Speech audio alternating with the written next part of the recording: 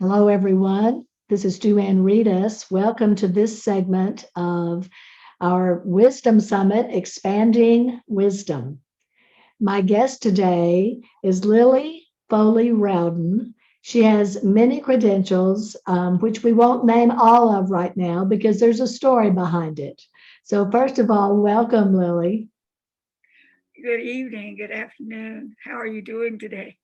I'm well, and I'm so pleased to be sitting with you again. I remember the first time I interviewed and sat with you was in 2014, and you had written your first book.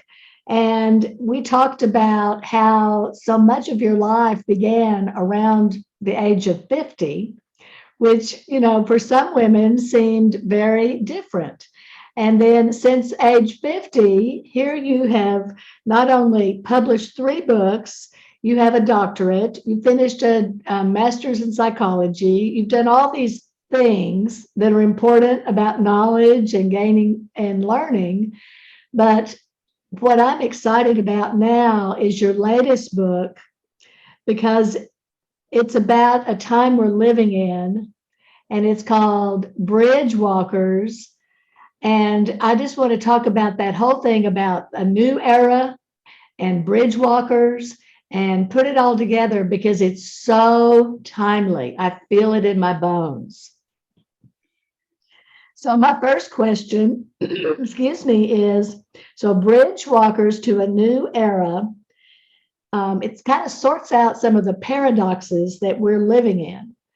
And so, first of all, what do you mean by bridge walker? A bridge walker is someone who is stepping with new steps into a changing future. We've come into a period of chaos, and out of chaos is the possibility and the growth into a new center, into new balance.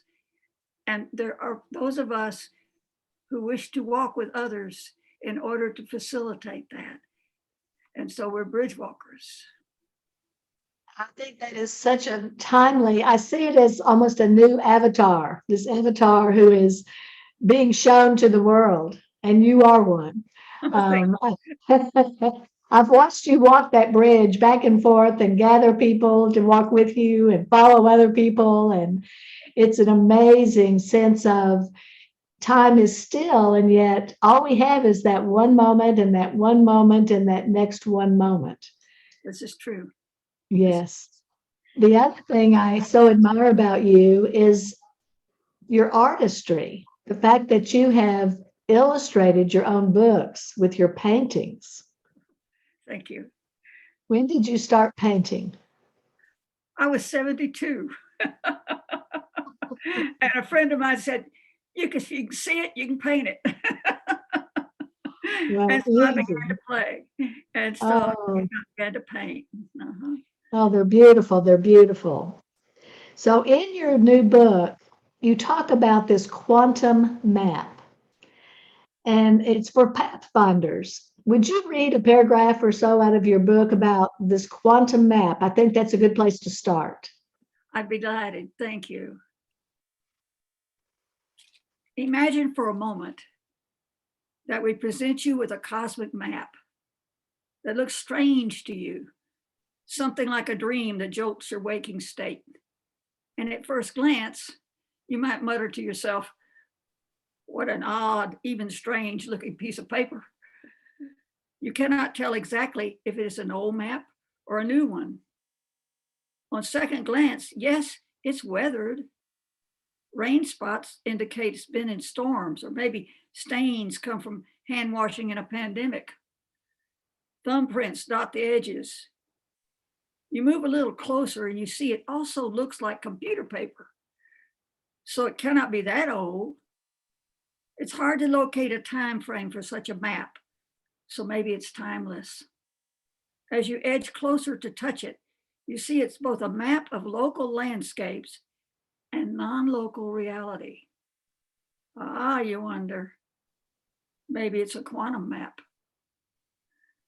Throughout Earth's life, she burrs certain cosmic maps for the evolution of her consciousness, Always she called cartographers of consciousness both to create the map and then to offer it as guidelines for humans and other than humans who sense a restlessness with current descriptions of their inner and outer topography. That's phenomenal. Oh, So let's just talk about that. So why do we need a quantum map? quantum map holds the local and the non-local. It holds perceptions as we perceive a reality and possibilities. It has a timelessness. And if you study the history, for instance, if you read this very difficult book, A Dawn of New Beginnings, A Dawn of Everything, we've been creating as human beings since the Ice Age. I mean, we've been creating with our imagination all kinds of worlds and governments and cities and non-cities and equality and non-equality. And we've been journeying together for many, many years. And so how are we going to unfold? Are we going to be like the chaos that we're in now? Are we going to find a balance? Can we find a balance? We're capable of it. And that's the journey, and that's the map. So when you say non-local, you're talking about the imagination or what? I'm talking about the giftedness of human beings, the possibilities. We fall on our faces sometimes and we make mistakes and we don't do things that are very constructive. And other times we make quantum leap throughs, like learn how to plant seeds. So it's like, where are we going? Where are we going on the other side of that bridge? What's our future going to be? Do we have a future? Do we want a future? And it's in our hearts and in our minds how we shape that.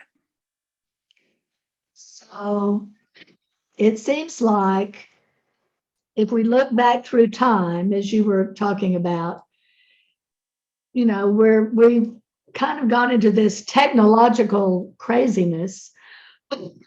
Excuse me. But the Hopi talk about different worlds, right? Yes, we evolve. We're considered in the fifth world now in the Hopi tradition. And there is and their paintings on rocks, they have a breakthrough right at this point in time where there's two paths where you can choose one or the other. And one of the gifts they say that will help us is plants. So that seasoning, birth and death and seeding of plants gives us a map, a path, a possibility. So how do we want to seed this future? And how do we expect a harvest? And what do we expect the harvest to be? And that's more than one person at a time, although each person is valuable in the process. Yes, we are community and individual. And how we as an individual seek our path, and how we as a community then of individuals seek a path. That's part of it. That's part of the awareness, part of the consciousness. And in your way of seeing things, it's time to choose a path. One of the two, choose a path together, right? And so that's why my life, the last few years, has been spent in mentoring people who will walk on the path with others.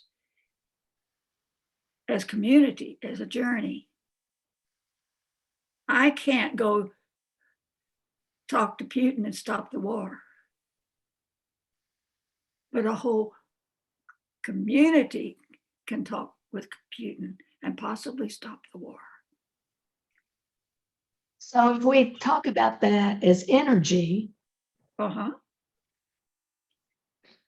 it leads to more spirit than materialism, right? It's a different awareness. It's looking for the underlying ultimate consciousness. Some of us call it God. Some of us call it the one. Some of us call it spirit. But our consciousness is part of that ultimate consciousness. So how can we bring our consciousness as an individual or a community into the ultimate consciousness so that it's fulfilled? Well, I think back to some of your history, starting out in the world of being raised in a Baptist community of thinkers. And how does one go from a structured framework that is so specific to broaden yourself to this openness, to this way in which we're talking about the future?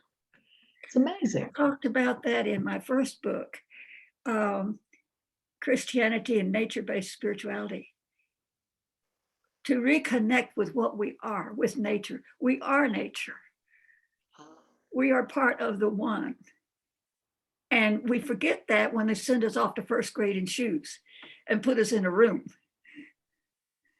And so reconnecting with that wholeness of ourselves helps us reconnect with the wholeness of all things. It seems like a leapfrog. Yeah, it is. Jumping from one lily pad to another and seeing there's a whole lot of lily pads out there. Yeah. Did your father ever say to you, "Frog, which way?"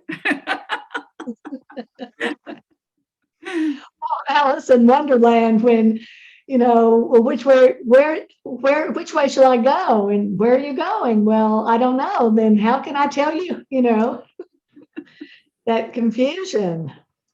But it's so beautiful how one pathway leads to a broader, a higher way of seeing. And nature has always been as a child even, you were connected to nature at some level, right? Oh, I was always up the pear trees or out in my grandmother's garden or even sitting down playing with the doodle bugs. Did you ever scoot one along? Yes, or those dung beetles. I was so fascinated with dung beetles, rolling it. But so this connection with nature.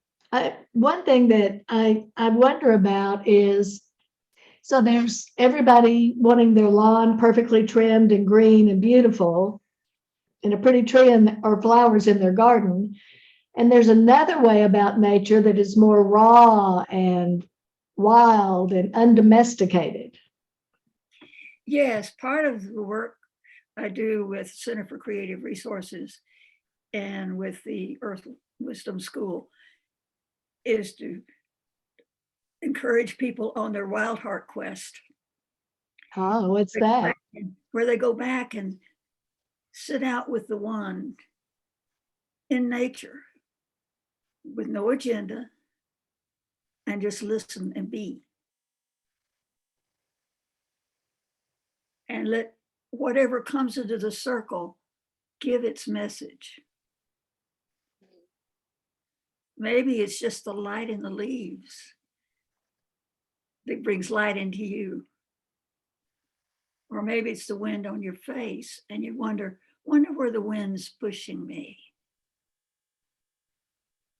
Or maybe a bird flies by and you think, I wish I was that free and I can fly. Yes, I can. In my heart, I can. In my mind, I can. And if I fly, what can I see? I'll be able to have a bigger picture. So different perspectives, but actually starting with the sensory experience of nature and then becoming with it, sort of. Exactly. becoming one with what we are, for we are nature. We Well, are it seems like humans have always, for many humans and many forms, have tried to separate that out, and that hasn't worked out so well. not very well. And it's part of our journey with our imagination of thinking of individualism.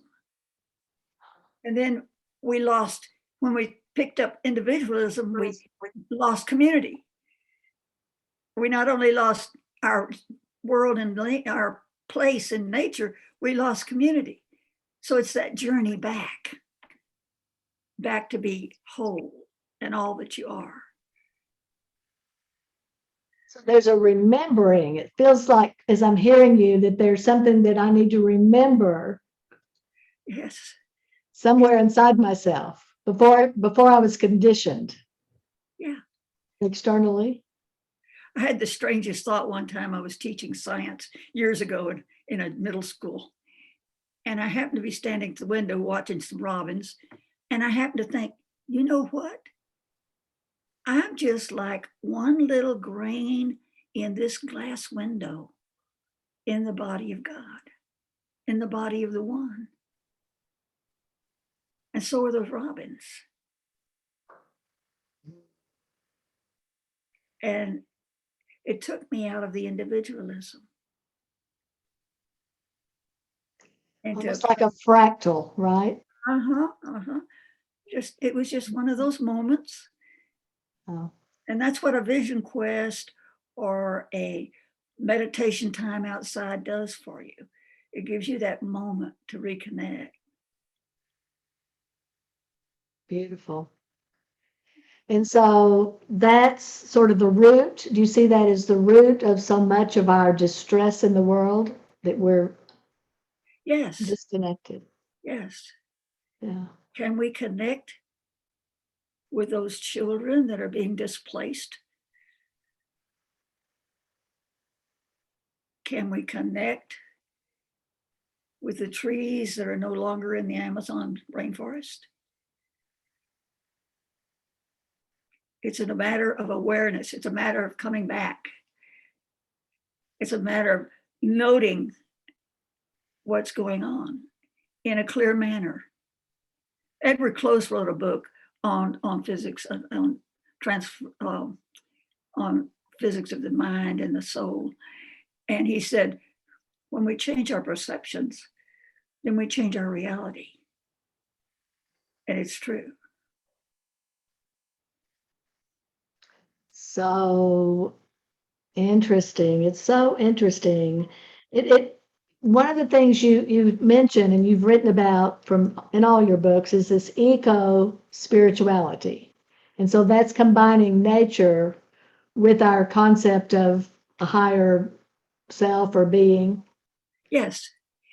For several years now, I've been teaching grad school and also certification for eco-spiritual mentors. And what eco-spiritual mentors do is they don't walk for, they walk with others in nature and walk with them with their issues. And in the back of my book, I gave an appendix that's a workbook on working with small groups with nature. And it's not therapy, but it's very healing. And it reconnects to the small community, then to the larger community, and then to a whole being with the aid of reconnecting with nature.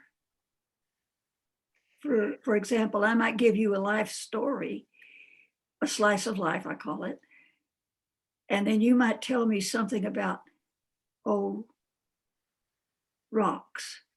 Sometimes we fall over them, but they're very strong. Sometimes we stand on them. Sometimes they split. Sometimes we edge things with them.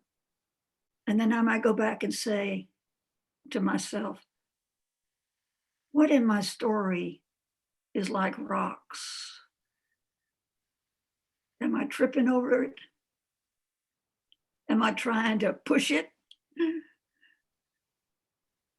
And then I can look at my story again and say, after I compare it to rocks, does my story change any?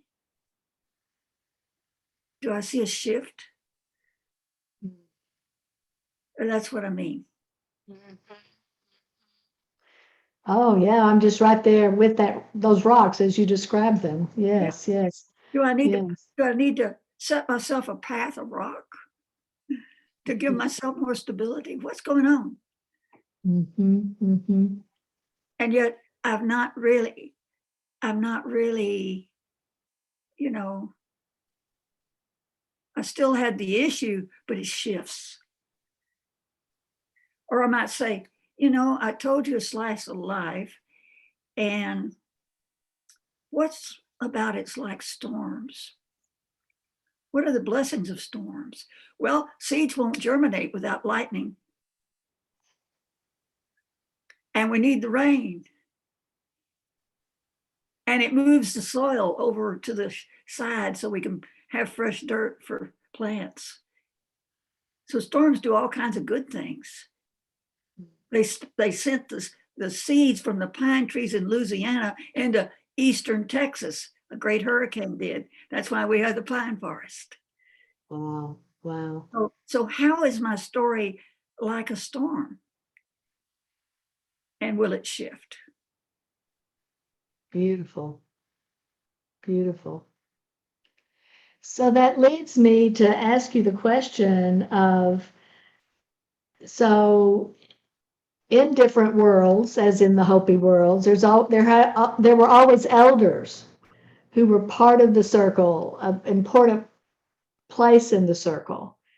And that seems like another disconnection because we have scattered our families with jobs and separation, distance. Yes. So let's talk a little bit about eldering and this process of becoming part of the circle in a new way, like you have been for me for so many years, and your mentoring. I look to the younger people that I mentor to do the following. In the Native American circle, they have a dance, and the elder has a staff. And the elder dances for a while and then drops the staff. And they continue to dance till someone's willing to pick up that staff. Oh. And that's how I look at my eldering. I'm leaving things that others can use in their own way as they pick up the staff. I have one friend who's almost a decade or more younger than I, and she started a center with earth circles and healing. She's a therapist, but she has a home with a river running through her land, and she goes outside to do that. And then I have another student and friend who does her work on Zoom, on technology, because of the pandemic. So they each of them do different things. I have another friend who does her work in nature mentoring in a quilting circle. Beautiful. So they each take their own gifts and take my gifts and shape it to work with their gifts so that the future has another step. And that's how I see eldering. And that creates an entry into that quantum map Yes. we spoke about in the beginning. Yes, yes. Yes.